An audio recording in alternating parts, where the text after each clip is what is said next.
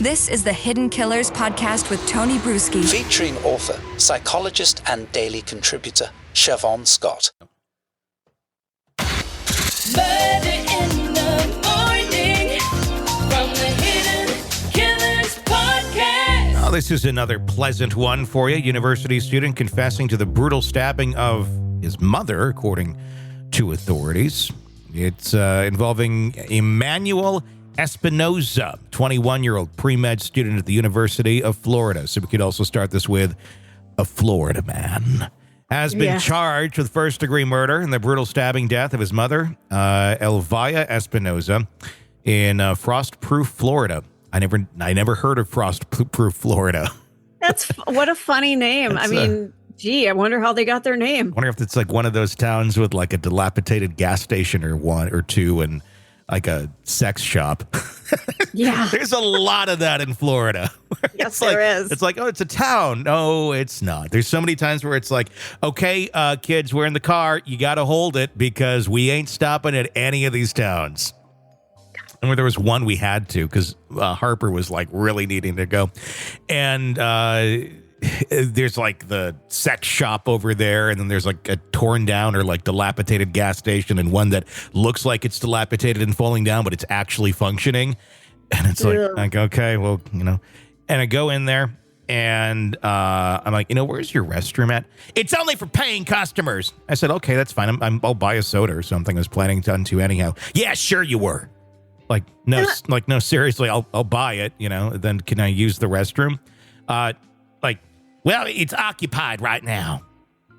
And bought the soda. Go back. I don't know if there's anyone in there. It just seems like it's locked. It's like, well, it is. Like, okay, well, can we use it? I just bought a soda. Like, well, no, it's occupied. And so I just don't think she wanted people to use the restroom, which she could have just simply stated that. Right. So, Harper really had to go bad, so we just went outside of the building, and she went on the side of the building. So, you got to do what you got to do. They earned it, and then we got the hell out of there. So many weird things in Florida, and lots of useless ivory trinkets being sold in almost every gas station, it seems, in that area right below Georgia. The incident described by authorities as an inexplicable act of violence left the community upset.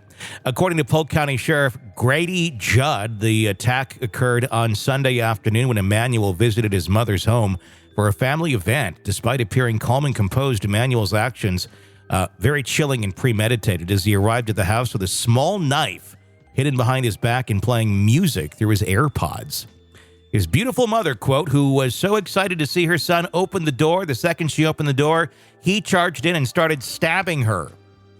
Sheriff Judd recounted. Emmanuel allegedly stabbed his own mother over 70 times, relentlessly attacking her until she succumbed to her injuries. In a perplexing confession to detectives, Emmanuel revealed that his motive for the murder stemmed from years of pent-up frustration with his mother. I think we could have guessed that. Despite professing love for her, he admitted to harboring a deep-seated resentment, claiming that she had consistently irritated him over the years. What parent doesn't consistently irritate you over many years? I mean, irritation is one thing. Abuse is another. Irritation, that kind of comes along with the territory of having parents. It just exists. Yeah. It's going to be there. We talked to him and he confessed. He said, I wanted to kill my mother for many, many years because she got on my nerves, Sheriff Judd stated. He really loved her, but she irritated him. And he made up his mind today on his way from Gainesville that he would murder her. And that's exactly what he did. Emmanuel, Emmanuel told detectives that he had cut his hand in the stabbing. When he went to the kitchen sink to wash his hand and the knife, he wanted to ask his mother for Neosporin for the cut in his hand, but he noticed she was dead. Don't you hate when that happens? Like, Mom, I need something. Oh, Mom's dead. I killed her. Yeah. Emmanuel's confession was sending shockwaves to the community as Elvia Espinoza was widely regarded as a devoted mother and beloved second-grade teacher at Ben Hill Griffin Elementary. Her sudden and tragic death left her colleagues and students devastated. Her students and colleagues greatly loved her, and her sudden, unexpected death is a devastating loss, Polk County Public Schools expressed in a sentiment. The senseless act of violence left the authorities grappling for answers. Emmanuel has no history of drug or alcohol abuse, mental health issues, or prior criminal record. Described as introverted and quiet, Emmanuel was a valedictorian at his high school and is regarded as a genius by those who knew him. Whoa. Well, I think there's your answer. What? Do tell. I think, mental health issues, let's just say undiagnosed mental health issues. Okay. I think there's something probably going on there. If he was a genius, oftentimes you do see some people do very bizarre behavior that are insanely intelligent because they don't really mesh well with the rest of society. And it can go one of two ways. You can do really amazing, wonderful things, or you can turn into a killer and be psychotic and lash out in ways like this. Ted Bundy. Yeah. That's the one that always comes to mind for me. Yeah.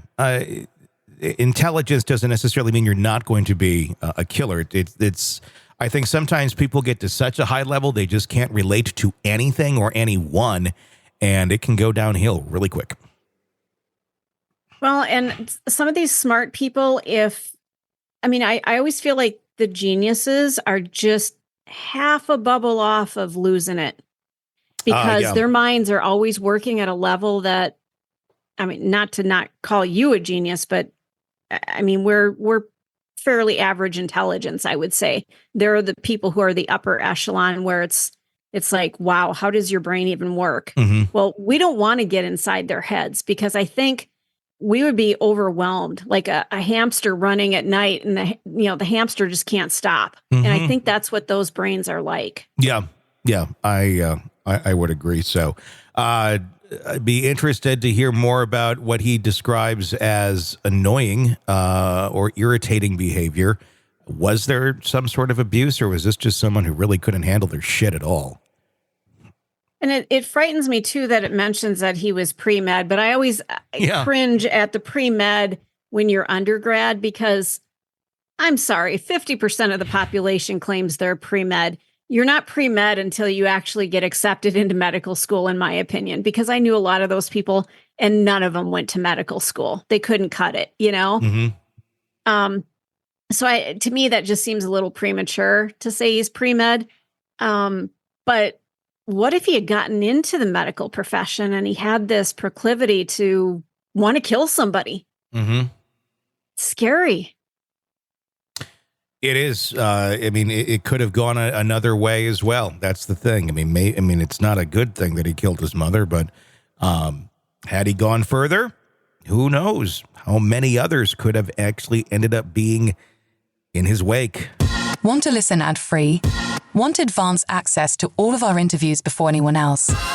Become a True Crime Today Premium Plus subscriber on Apple Podcasts. You get every episode commercial-free. So you can binge on true crime until you can binge no more. Search True Crime Today Premium Plus on Apple Podcasts now, or go to our podcast page and sign up now. More of the Hidden Killers podcast next. Sick of the ads? We are too. Start listening with no commercials now and get access to all of our episodes in advance of everyone else. Become a True Crime Today Premium Plus subscriber on Apple Podcasts. Search True Crime Today Premium Plus on Apple Podcasts or go to our podcast page and sign up now. True Crime Today Premium Plus. Sign up now.